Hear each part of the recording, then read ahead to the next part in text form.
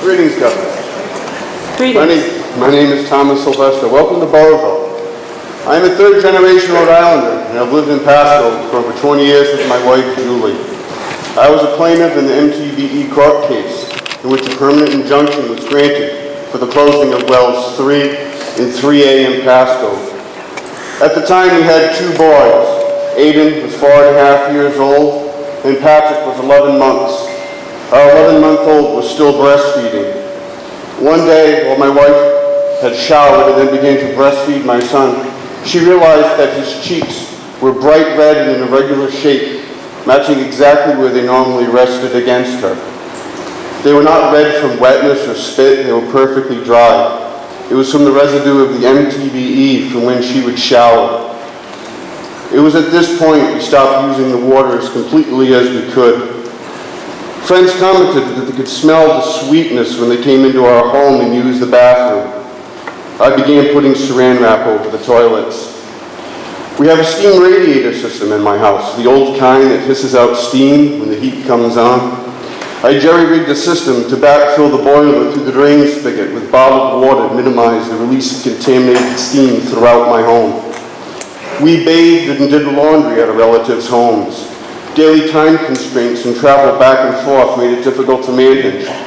So we tried bathing at the hockey rink showers here at the high school that were made available to us by the town.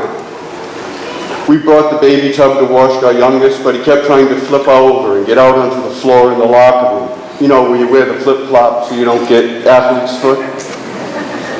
In order to rinse him with his wrangling, I had to hold him up to the shower. The water came out like pins and needles.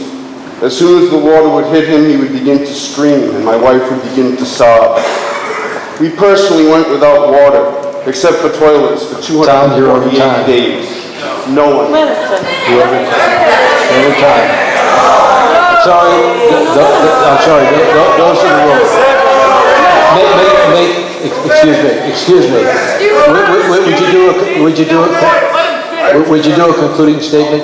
248 days. Governor, when you hear the plan to use these wells, there are a few things you need to keep in mind. The distance between the actual contamination of the site and the well is about 1/4 mile. The gasoline that leaks from the station permeates the ledge and bedrock below. By pumping water out of the ground 1/4 mile away, you're causing the gasoline to be further drawn out from the rock and spread throughout the aquifer. If you were to use a well to actually remediate and clean it up, you would put the well directly over the contamination site to draw water towards it to further not spread it. This well, 1/4 mile away, has been identified as a major water source of the plant, without a single comprehensive groundwater flow test being performed by Invenergy. A large percentage of the people in town have private wells. It is unconscionable to gamble with their families' futures like this, should the gasoline spread to their wells over time. Thank you. Tom, thank you very much.